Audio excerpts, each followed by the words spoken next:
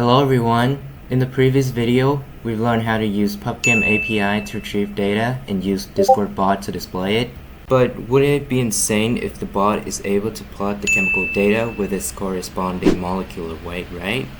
Today, we're going to do exactly that. But before that, I want to walk you through how the machine is going to work. First, we're going to process user queries from a string to a list of CID. To perform this specific task, we need the play of a library called AST. Next, we're going to retrieve data by making API calls using the PubChem library. You can download this library by type pip install PubChem in your command prompt. After gathering the data, we will start organizing them into a data frame to make things easier to work with. We are then going to plot this data frame using data visualization libraries like Seaborn and Matplotlib.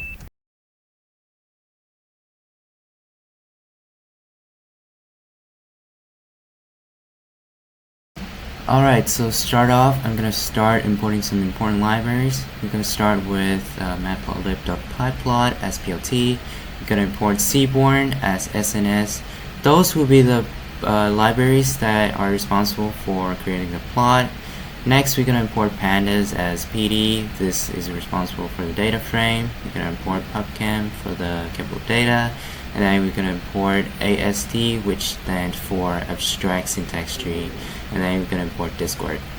Next, I'm going to create a function called molecular weight plot. This function is going to create us a plot that compares various chemical compounds with its corresponding molecular weight.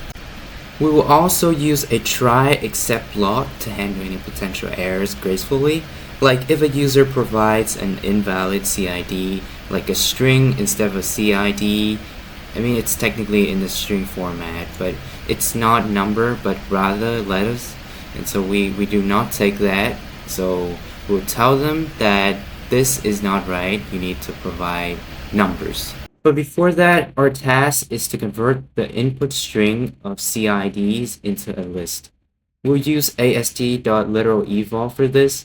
This is a safer way to evaluate string containing a Python literal. After that, I am going to make a data frame that updates itself using list comprehension to move through each CID in the CID list and fetch the compound molecular weight and molecular formula using PubChem.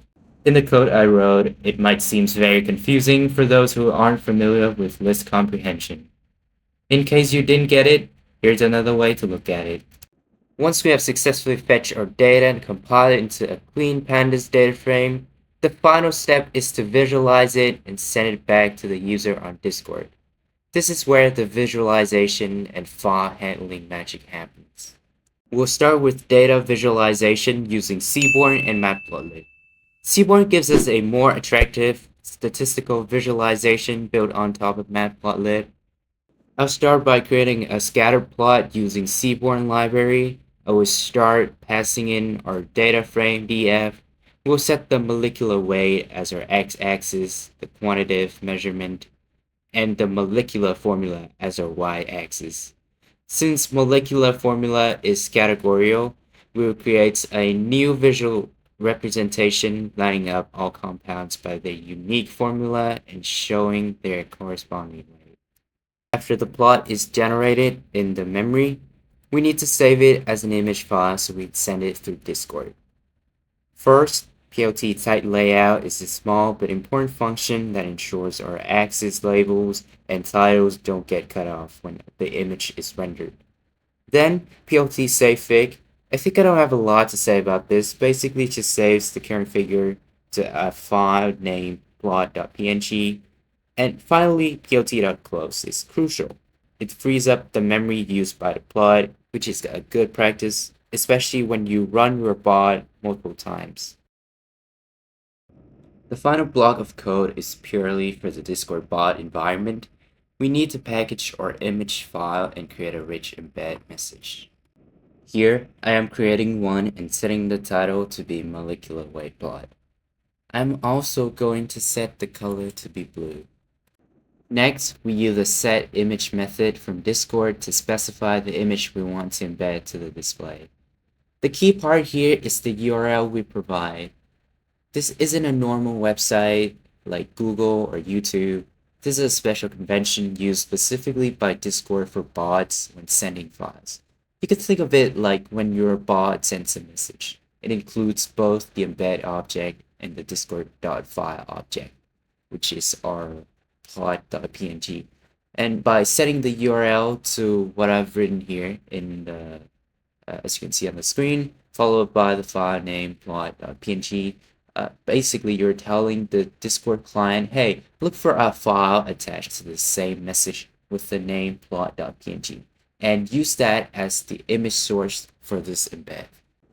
Now, we're going to return a Python dictionary. We return it as dictionary with two key value pairs. The first one being embed, which holds our discord.embed object. The next one, file, holds our discord.file object, which is our saved image plot.png. I just realized that I forgot to specify the Discord file over here. So I'm gonna say file equal discord.file, and this basically load the saved image plot.png into a discord.file object. We must also specify the file name so Discord knows what to call the attachment. And finally, to finish off the error handling part, we'll add an except block returning a simple Discord embed with a red color to let user know that an error has occurred, along with the error message itself. This provides helpful feedback. Now that we've built a clean, self-contained molecular weight plot function, let's see how we can use it in our mainbot file to create the command that user actually types into Discord. I'm going to make a command that specifies this part is designated for the plot command. Next, I'm going to define the command. The first two lines define our Discord command. The addBot.command decorator registers the function so that the users can type exclamation wplot or whatever prefix you use followed by their CIDs. The function wplot takes in two arguments. The first one being CTX, which stands for context. This is an automatic object Discord provides which tells us who sent the command and where they sent it. We use it to send a reply. Next is CID string. This just basically captures the entire string of CIDs the user types after the command. Since we have already organized different functions into different files to make our source look cleaner, we'll import molecular weight plot function that we had previously worked on from utils.plot command. As you can see on the screen here, here's the main file, and now we're going to import it. So I'm going to say I'm going to auto tab it, and I'm going to check a few stuff here. So I'm going to say result will be equals to molecular weight plot, and I'm going to pass in the CID string. This final if-else block is the most important part of the handler because it figures out what the plotting function returned and reacts accordingly. We check the type of the result variable. In the success case, if the API call and plotting were successful, our function returned a clean dictionary containing the keys embed and file. We use the isInstance check to confirm this. If it's a dictionary, we execute await ctx.send, using both the embed and the file keys to send the message and the image simultaneously. In the error case, if something went wrong, the plotting function, maybe an invalid CID or an API connection issued, it didn't return a dictionary. Instead, it returned a single red error embed. In this case, we hit the else block and simply sent the embed back to the user with the error message. So after that, we are pretty much done. The final step is to check if the bot is running properly. So I'm going to run the file over here, and I'm going to wait for the bot affirmation in the CMD right over here.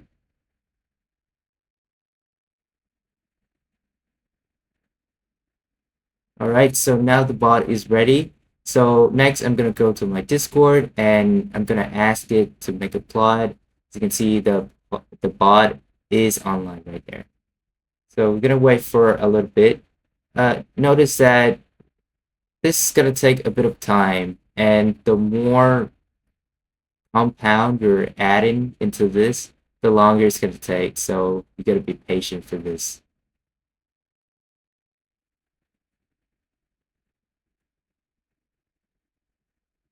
As you can see, the plot appeared flawlessly, and my friend is also going to make a plot too, and it works absolutely fine.